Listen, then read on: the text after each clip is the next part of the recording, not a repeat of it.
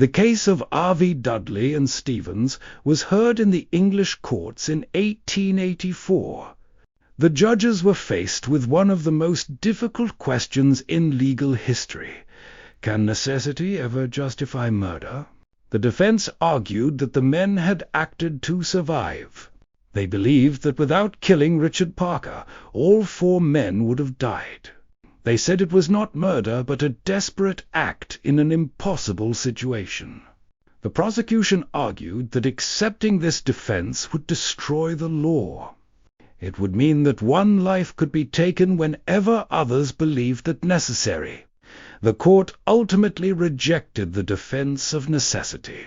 The judges ruled that the law does not allow a person to take an innocent life to save themselves.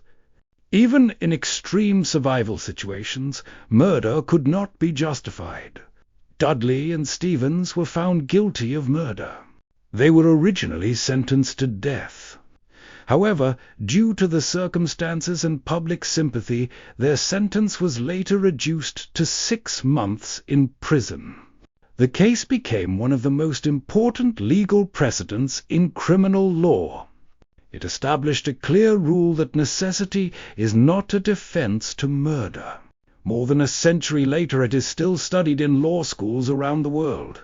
The story of 4 men lost at sea became a defining moment in legal history, and it left behind a question that continues to challenge people today.